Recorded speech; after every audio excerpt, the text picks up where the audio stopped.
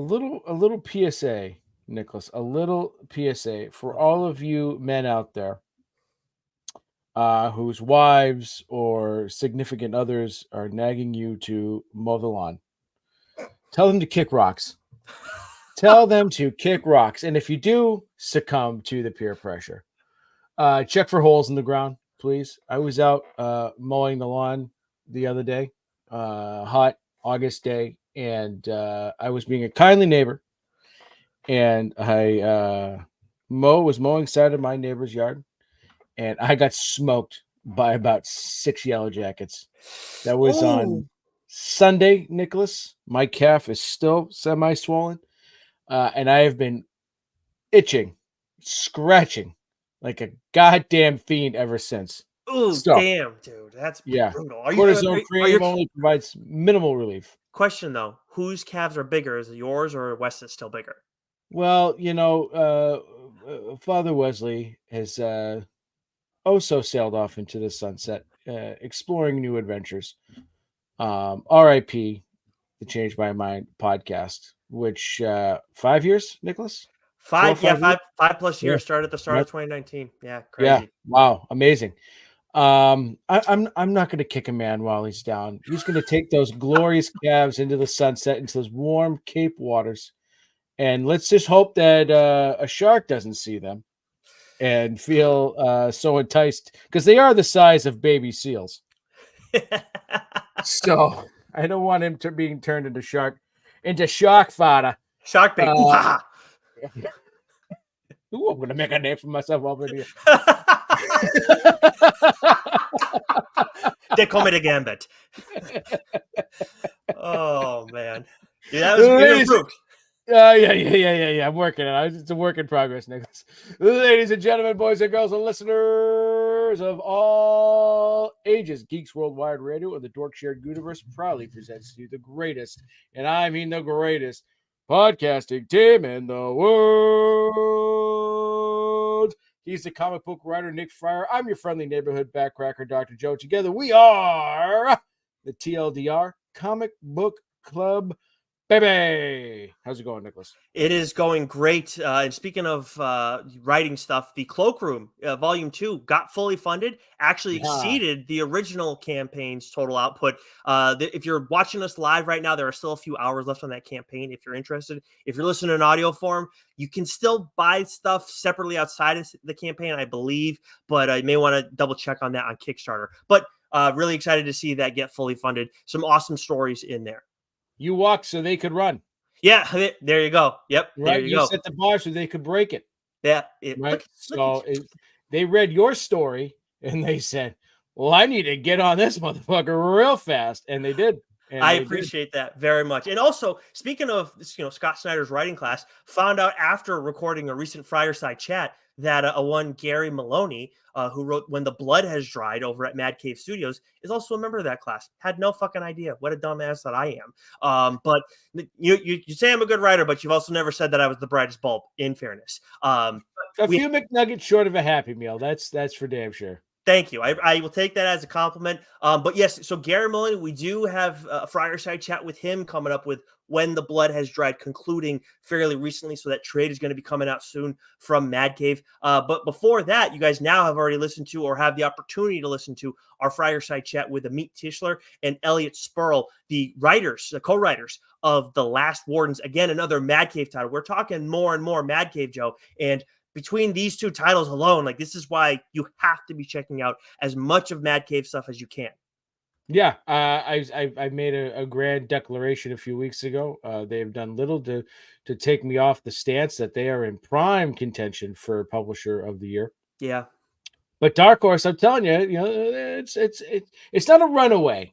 It's not a runaway, because Dark Horse has really kicked ass this year. I mean, they all have. This has been, I've said this before as well, that 2024 has been an absolutely brilliant year for comics all around. I'm reading more Marvel this year than I have in years past. And DC's been.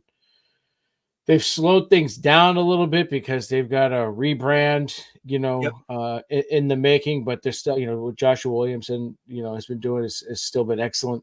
Image is image, right? But Dark Horse and Mad Cave have really just sort of hit the ground. I shouldn't say hit the ground running. They've been running for some time now, but this year really they got a little pep in their step.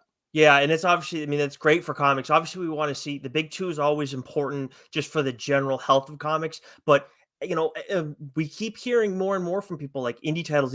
Like and we talk about it all the time, but just seeing it on Twitter more, we see it on Instagram as well. There are so many quality titles, and I think it helps when we see like a Umbrella Academy do so well on Netflix. Obviously, Invincible and The Walking Dead with Kirkman at Skybound and Image has been huge over the years. So it's great to see other companies, like obviously Dark Horse has been around for a long ass time and done well, but seeing them have a big year, and then Mad Cave, which has been around for 10 years but really has elevated their game over the last couple years. But on the note of The Last Warden specifically, I feel like I had a great time in that chat talking about the actual story of The Last Wardens, and that second issue is out this week. We'll talk about that a little bit when we start breaking down the comics that are coming out this week. But also, we got some really fun insight in terms of like the marketing side of things.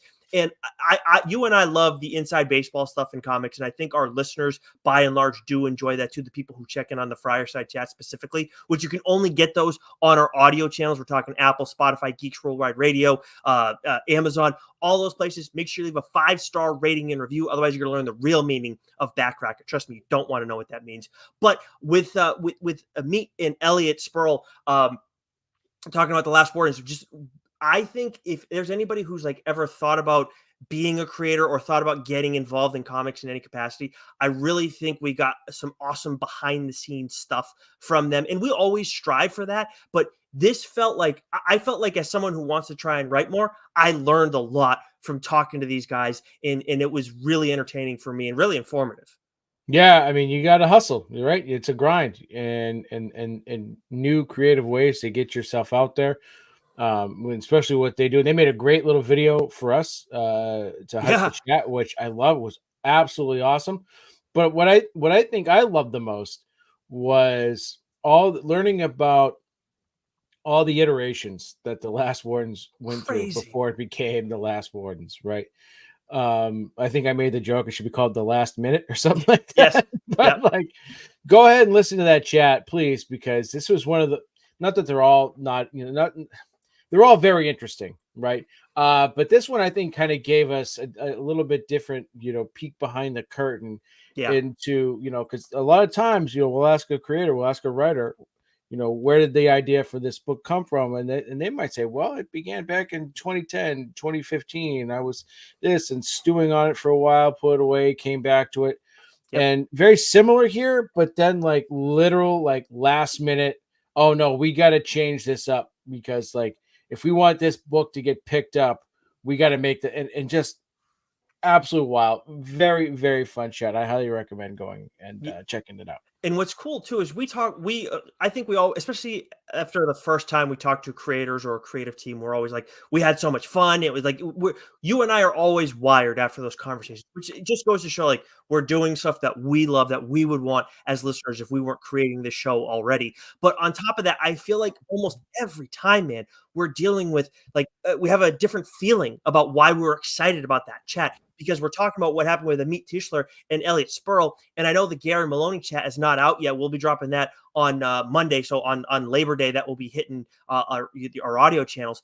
But like, that's another one where we had a really fun time. And you and I walked away from it. And it was like, that, I mean, maybe more than any other, was like, it felt like we were talking to a buddy who like just talking about like fantasy and everything. You and I both love fantasy, and just talking with Gary about that the whole time. It's just like, I was blown away walking away from that chat. Yeah, don't forget the hour-long NBA chat we had with Kyle Starks as well. On top of the hour chat we had about comics, that was wild as well. Yeah, so a lot of fun stuff from the Friar Side chat realm, and we got plenty. We're not stopping, but that's another conversation for another day. It's time for us to get to catching up, Joe. For me, John Constantine, Hellblazer, Dead in America, issue 7. Had to make sure I caught up on that because the 8th issue of that is out this week. I believe it's going to be 12 issues, if I'm not mistaken. But been loving that series. I'll talk about the 8th issue a little bit more. What have you been catching up on? Thundercats issue 7. So some of these books, we don't get review copies for. So by the time we do the show, I've read them after the fact. So Thundercats issue 7, again, like very nostalgic for me. Anyone that's new to Thundercats, it's a great property. Declan Shalvey's killing it. Drew Moss's art's awesome. Go grab it, read it, love it. 7 Years in Darkness, year 2, issue 2. This is a book I have been looking forward to. League of Comic Geeks has had it come out 5 times already, but it actually did finally come out. This is a book that I had to make sure was on my pull list, so that I knew I was going to get it. Love it, man. I talked about this book on the show. Loved it. Nick, you've since gone back and read it. So good. So make sure you get caught up, my friend. And then I caught up on Darth Vader, issues 47 and 48. On a quick note, too, on like Thundercats, where we don't get the review copies from Dynamite, or CEX, which we're not as familiar with, really, outside of 7 Years in Darkness, we're not familiar with it at all. This is like a great example of why you guys should follow us on our social channels, because we can't do anything about, like right now, we just haven't been able to do anything about getting review copies from Dynamite, or some of these other publishers that we don't talk about as much in depth on the show during What's New. But on the social channels, like those, we try and put stuff up after New Comic Book Day. Joe does a great job with that, with his stack. Hidden Gem of the Week pops up every once in a while too. That's where Joe is able to really, weigh in on those. So just an example of why you should be following there, particularly Instagram. Obviously Twitter can be weird, but Instagram is obviously the place to go. I think that's right now the best social. And you might get one of my saucy walking reviews. Yeah, exactly.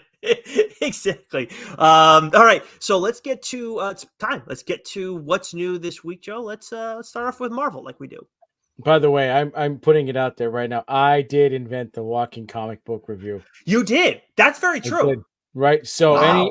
so I don't want to see some tramp coming around saucing it up in a sundress, right, trying to lay claim to what I started. Okay.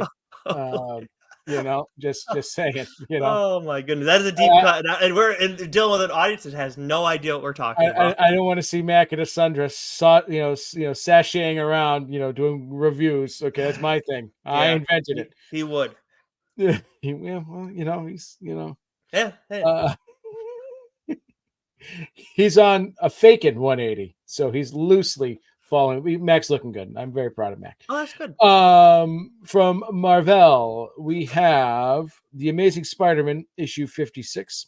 We have Ultimate X-Men issue 6, Fantastic Four issue 24, X-Men issue 3. One quick thing I'll say about this, I know you haven't read it yet, Nicholas. This is the most I've enjoyed Cyclops in a very long time. Ooh. Excellent Cyclops issue. We have Captain America issue 12, X-Force issue 2, Nyx issue 2. Did I say that correctly? Yes. All right. Well Spider-Gwen, the Ghost Spider issue 4, Venom, Separation Anxiety issue 4, Venomverse Reborn issue 3, Ahsoka issue 2, The Incredible Hulk Annual issue 1, Aliens versus Avengers issue 1, which I did actually want to read. I just didn't get to it. Venom War Zombiotes issue 1. Sounds like a cereal. Zombiotes.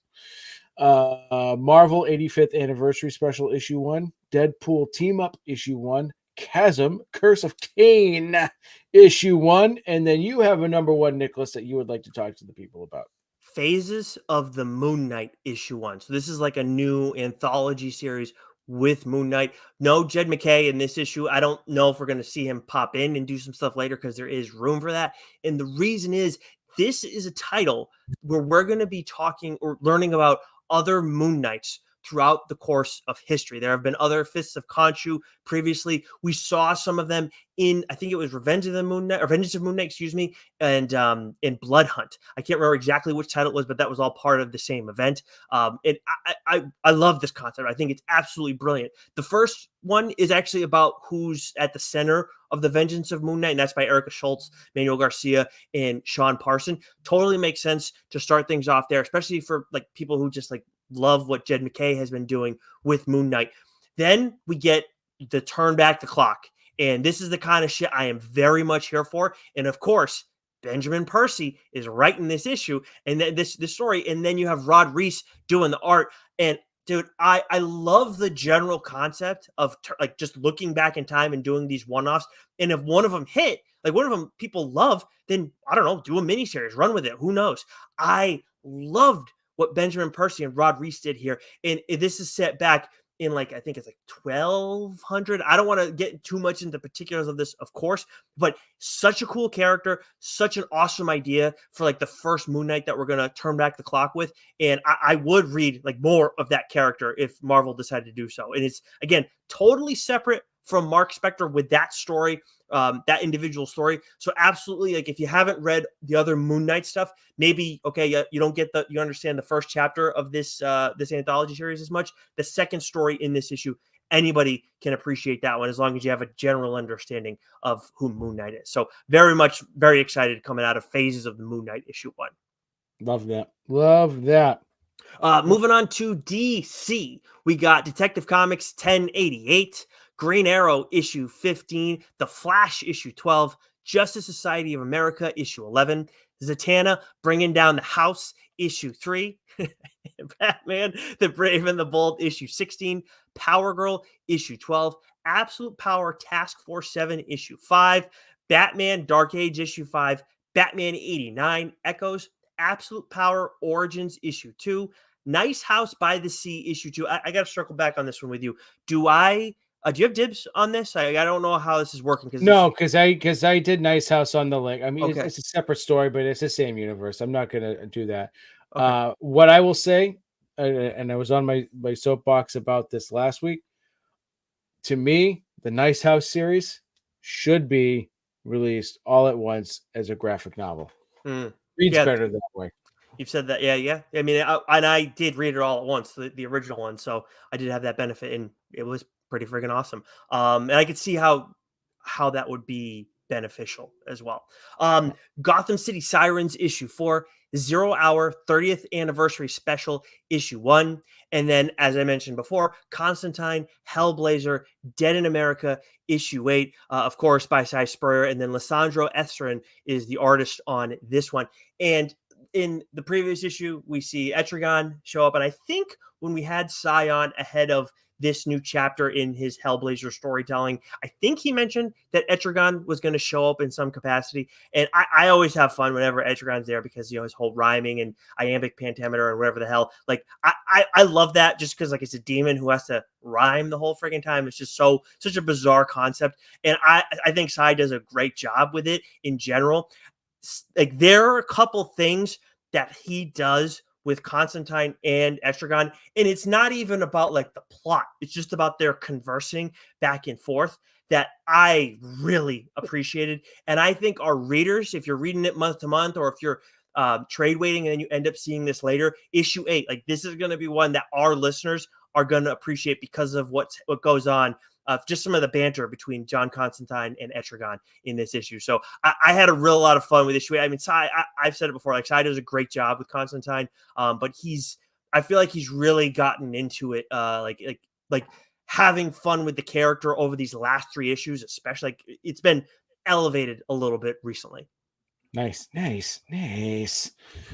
All right. From a Boom Studios, we have Something is Killing the Children, issue 40. I believe we are closing in on the Walking Erica Slaughter tour. I love these bits and pieces of her past, and they've been like small, tiny, little emotional gut punches while learning about her backstory. And as much fun as I've had with this arc, I want to get back to the monster hunting, right? I agree. want to get back to the different masks and the houses and what's going on there. But I want to see her fucking kicking some ass because that's what she does best. Yeah, it's been good, but I agree with you. Like, I'm ready. Yeah. I'm ready to, like, let's get rolling on that shit. Yeah, it's a good like re-entry point for people who maybe had fallen off or new readers. But even still, like I'm in. Let's go. Mm-hmm. You had this in purple, which meant we both read it, but I don't believe I read Hello Darkness, my old friend, issue 1 by Garth Ennis. That's the I don't remember actually marking that as purple. That's the one. That's not by that's the anthology series that we talked about. Yeah, I don't know if I read the first issue either. Yeah, but it was marked purple. Maybe I did it by accidente. It's entirely possible, but there's you tried calling dibs on this one. This is the one that you were like dibs, and I was like, on an anthology series. So Do you remember that? Oh, Yeah. yeah, I remember that now. Yeah. Yeah. Dune, House of Carino, issue 5, and Farscape 25th anniversary special, issue 1. I'll read us through Dark Horse before you talk about your book here, Nicholas. We have from Dark Horse, Anansi Boys, issue 3, Nemesis, Rogues Gallery, issue 2, Resident Alien, The Book of Life, issue 3, William of Newbury. This is an odd, fun little book that I think I called dibs on, but it's just a fun little book that I know Nick would love. So I said, go ahead and read it. Mhm. Because it's in that, it's so the setting of William, again, it's animals, right? And William, our main character, is a raccoon, and he is he's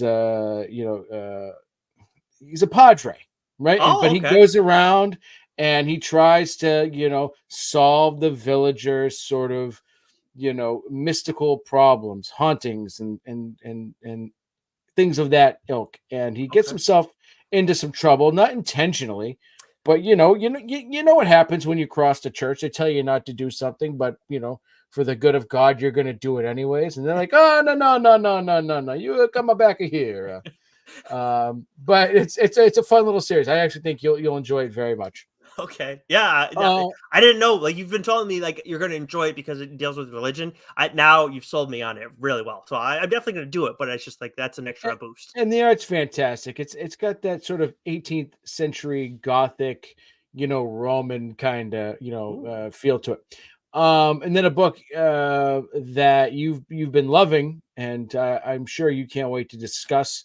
Maybe when October comes, is The Butcher's Boy issue Yeah, 4. this is actually perfect timing because this is the end of the series, 4 issues. And Landry Q. Walker, Justin Greenwood, and obviously I want to talk about this on the show. I had dibs on this. I probably will prioritize this book for October, but like we were left in a wild spot at the end of issue 3, and then we pick things up from there, and things go fucking crazy. It is like the art in this series has been unhinged from the jump, but my goodness, it is like the development of the story and everything. It was a crazy twist in issue 3. And then what was really good about this ending is we get jerked around in a few different ways. And you and I have talked about that before, like especially with like a first issue, but also with a last issue where it's like we think something's going one way and then there's like a quick shift and then there's another shift. And I like when it's layered. I feel like that's more common for us in a first issue, which is great as a table setter. When you get that in the last issue and every turn like makes sense, it's like that's a very satisfying ending. So an uneasy ending to an unsettling story, and I am very excited to talk about that come October in more detail. I love that so much. Love Yeah, that so much. I gotta think about what books I haven't been reading many spooky books lately. So I gotta get maybe on the spook train. maybe we've been. I feel like maybe you're right. Actually, I don't know. I have to like. I always forget what I have on my dibs list until I see it in what's new or until I Mm. look at the dibs list. Thank God we do these now. Remember we tried to do stuff off the top of our head. That was Yeah, ridiculous. yikes. Yikes Um, spikes. from AWA, we got You and I issue 6 this week. Unfortunately, we didn't get the review copy. Well, and I didn't see it listed on League of Comic Geeks, so I don't know Oh, if it okay. got pushed back. That's why there's question mark, Ah, question mark, question. So it might not be out this week, but keep your peepers popped just in case. I know I will just in case, but I don't believe it's out this week. okay, cool. Good to know.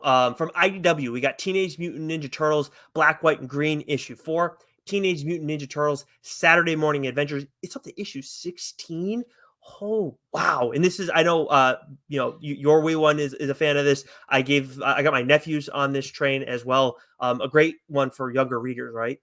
Yeah, they did a weird thing where it's like, then they renumber. So I don't know what they've done with the numbering because it's like Saturday morning cartoons ran for 5 or 6 issues, and then they rebranded it again as starting at number 1. And I don't know. I feel like they just have been Hmm. monkeying around with numbers a little bit. Gotcha. Okay. Godzilla versus the Mighty Morphin Power Rangers, Volume 2, Issue 5. Star Trek Defiant, Issue 18. The Rocketeer Breaks Free, Issue 2. And then The Hunger in the Dusk, Book 2, Issue 2, which is a title you have dibs on, and hopefully we'll talk about soon.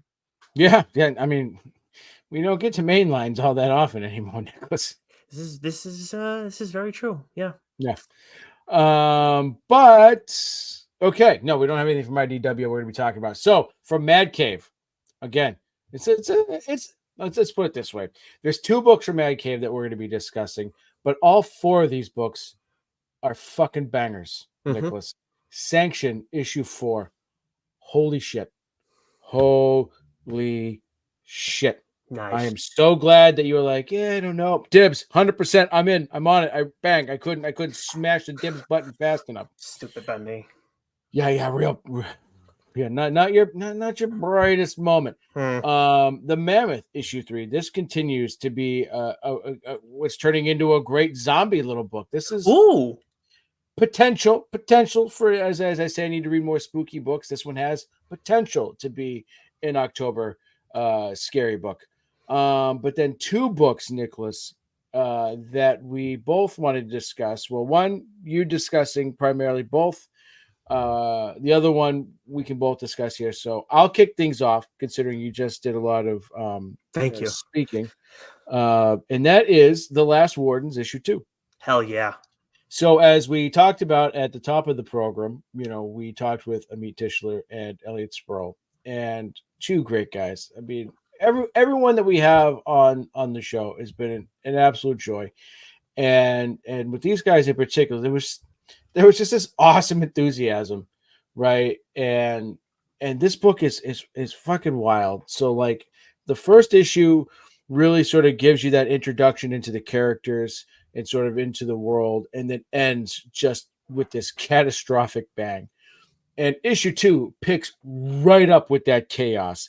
It really doesn't relent until towards the end. And what this issue does is now gives you some background character, some background information, as I should say, on the Wardens themselves, sort of the supernatural, paranormal ragtag group of misfits who come in all different shapes and sizes.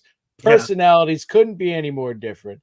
But they're a team, and the way they're interacting, with the characters, it is awesome. But the book is vicious. The artist again, because Elliot and Amit are the writers. They're co-writing this book. But who's the artist again? I will find Um, that for you in a moment. yeah, because the art in this book is absolutely outstanding, and like the writing, the pacing of the writing, moves at 1,000 miles a minute, and so does in the art, right? The action, from the art. Rui Silvera. Yes, thank you, Rui Silva. Right, so this is a book 100%. Go pick it up this week. Pick up issue 2. If you can't get, if the comic shop doesn't have issue 1, have them put it on your pull list. Regardless, get it digitally if you have to, because this is a series you don't want to miss. It's excellent. Hopefully, they'll have a couple of back issues. You can grab one Mhm. and get caught up, but I cannot recommend this book enough. It is a lot of fun. It's chaotic in the best way. It's unique. Both the storytelling and the art is just absolutely tremendous. I think you actually came up with an elevator pitch that they had not, like they Oh, had their elevator pitch before, but your elevator pitch to them, I think it was after our chat. I don't think it made the cutting room floor, but you had said Guardians of the Galaxy meets Stranger Things, right? 100%. Yep.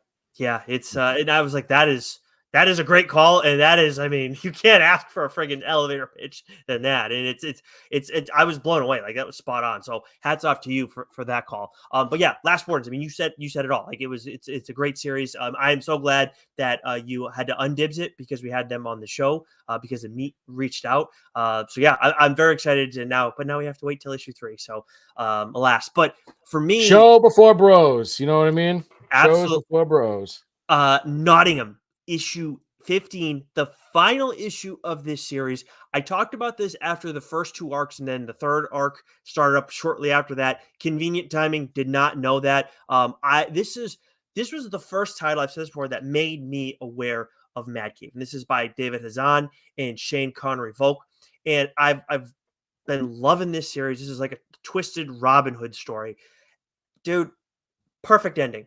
I'm blown away, even though I shouldn't be because of how good Nottingham has been. But it's like it's not just a perfect ending, Joe. There are like 2 endings effectively in this issue, and one is better than like the first one, and then the next one. Like they're fucking perfect. They both make so much sense, and I don't think people will understand at all what I mean right now until you read it. I will say like the first ending was the one that I needed originally, and it's a great punctuation. Would have been like on its own a great punctuation mark on the series.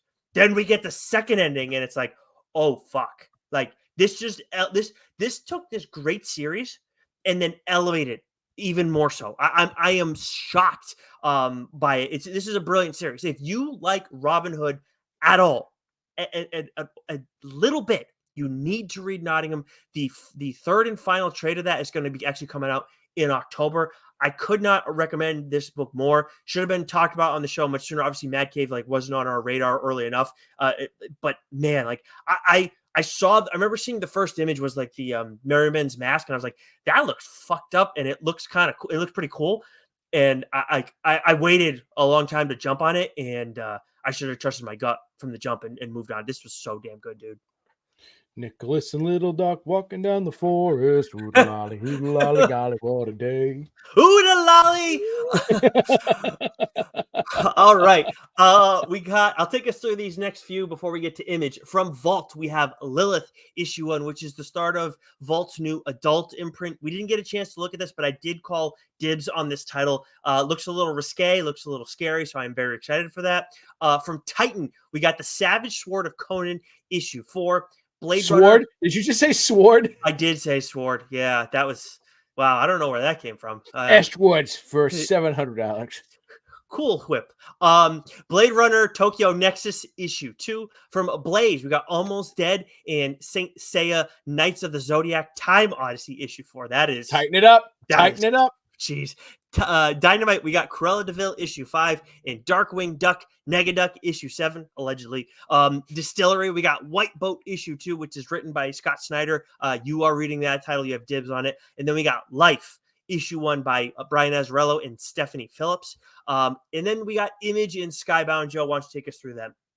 All right, we have Saga issue 68, Void Rivals issue 12, Spawn issue 356, Monstrous issue 54, The Sacrificers issue 11, Rogue Sun issue 21. Tremendous issue. Yeah, dude. Philadelphia. Oh, wait. I told like yes, Rogue Sun was like, dude, it's just every time we read it, it's just always like, God, this is so fucking cool. Like Ryan, Parrott, and Abel are such an awesome team. And then they added this new character to the mix who we loved. I believe she came into the mix in issue 20, if I'm not mistaken. And then we get a lot more of her in this issue. And I'm like, damn, man, like we already had Rogue Sun. Like we were good. Like we had this cool character. And now you add her to the mix, and it's like, holy shit. Like you got two fucking badasses right now. And in the back of my mind, I'm wondering like how long do you have to have her in Rogue Sun before she gets her own title? Because I wouldn't be stunned if she warrants her own title eventually. Yeah, that would be fun to see. That would be fun to see for sure. I absolutely loved it. Great issue. The Return of Philadelphia, issue 35. Grommets, issue 4. Derek Kirk Kim's The Last Mermaid, issue 6. Brilliant issue. You may hear about this a little bit more in Doc's Hidden Gem of the Week and or my stack. We have Knights issue 10, Savage Dragon issue 272, Spawn Kills Every Spawn issue 2, Remote Space 3, Drawing Blood issue 5, Lego Ninjago Shatterspin issue 2, Transformers 40th Anniversary Edition issue 1, and then we have two books that I want to discuss here. I'm going to start with so here are some spooky books I can discuss because Image and Skybound have been sort of knocking it out of the park lately with their Universal Monsters series. Did I discuss Dracula on the program? I don't think you've done an episode on Dracula yet. No, right? So there was Dracula, which was tremendous. That was Tynan. And then that was followed up by The Creature from the Black Lagoon Lives. I think that was written by Sweet Fancy Moses. Oh, it's Waters, right? Dan Waters. Yes, Dan Waters. Thank you. Excellent. And now we have Frankenstein, written and drawn by Michael Walsh. Right? He of the Silver Coin, that anthology horror series that we loved so much. What I love about these Universal Monsters series that's going on with Image right now is that each one has their sort of own unique spin on the characters. The creature from the Black Lagoon had a great spin that I didn't see coming. Absolutely excellent. Tynan's Dracula. Who's Dracula's little buddy there? Who does like Igor. Renfro? No, not Oh, Igor. Renfield. Renfield. Renfield. Renfield. That's it. Right. So you get a lot of Renfield right in that, and then with Frankenstein, um, you get this great little subplot to it involving some of Frankenstein's parts, where they came from, and the little boy whose father that has become parts of the Frankenstein. Excellent, excellent first issue. There's some heart there, right, which I think always exists in this story with Frankenstein's monster. But this in particular, this little subplot with the little kid, I thought was excellent. And I love Michael Walsh's writing and his art style. It's very, very gritty, very, very apropos for a horror story and a monster story like this. So make sure you check that out. I absolutely loved it. And then lastly is a number one from Image that I was initially sort of, I'm not sure if this is my cup of tea. I think you felt the same way, Nicholas. Yep. But that is Convert issue 1, written by John Arcudi with art by Savannah Finley. This is a creative team that I am not familiar with, Nicholas. And they say don't judge a book by its cover. And we talk about like how art, right, can sort of make or break a book for you sometimes. Sometimes, as long as the story's really good, you can get past it. Other times, you just can't, right? Remember the infamous Mega Man book with the long ass necks freaked me out. So at first I'm going, I don't know if this is going to be my cup of tea, but then the little voice in the back of my mind said, Doc, don't be a dummy. Read this book. And I'm going to tell you, Nicholas, I'm calling dibs. This was excellent. Good excellent. The art in this sort of reminded me a little bit of Rare Flavors and okay. Layla Starr, the story that Ron V did with, and again, I'm blanking on the artist's name on those stories. Not quite the same, but I got vibes of it. But I also got some vibes of Caspar Wingard with his work on what was the alien book that he did with All Against All. All Against All. Thank you. Mm-hmm. Right, some of the character designs for some creatures in that book gave me vibes of that. So this is a sci-fi story about a team of scientists from all backgrounds. They sort of are being sent to this colony where they land. All of a sudden, there's an issue with their escape pod. It blows up, and the only surviving scientist is a botanist. And help's not coming because it takes something like 300 and some odd months to get there. And he's running out of rations, and he's stuck on a planet that is very toxic. Can't eat the food because all the food is poisonous. Whether it's the animals or the plants. And so this issue, you see this sort of main character writing in his journal, keeping a log, and just you see him sort of wasting away as the issue goes on because he's essentially starving to death. And the way it ends, oh, I like this. I can't wait to see where this goes. Right. So it was a very sort of interesting and intriguing story to begin with.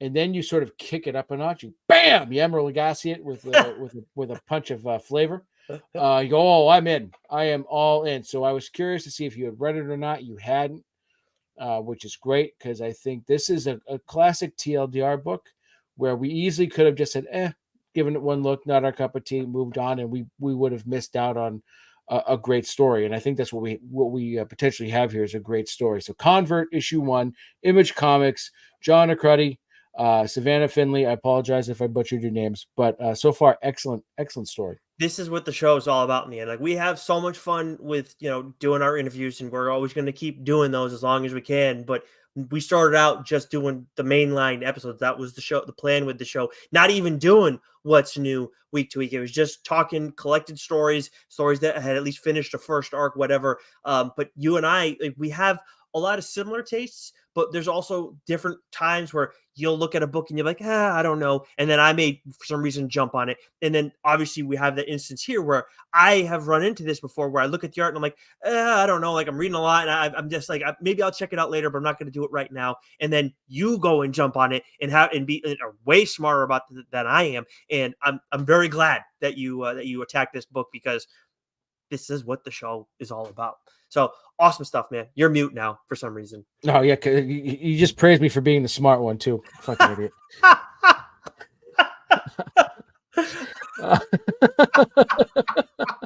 Oh, But this was a very interesting book, right? Like, it had some great sci-fi elements to it. The art was very unique, and then just the sort of the left turn it took there at the end.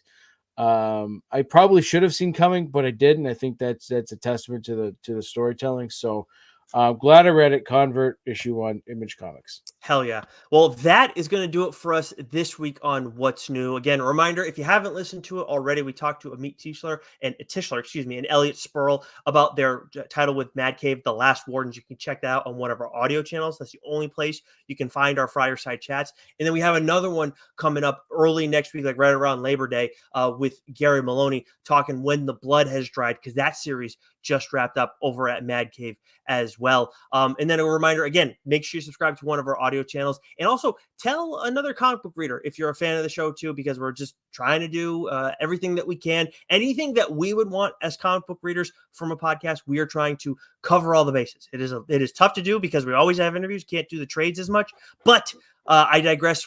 Joe, great stuff. And until next week, stay sexy. You know it, baby.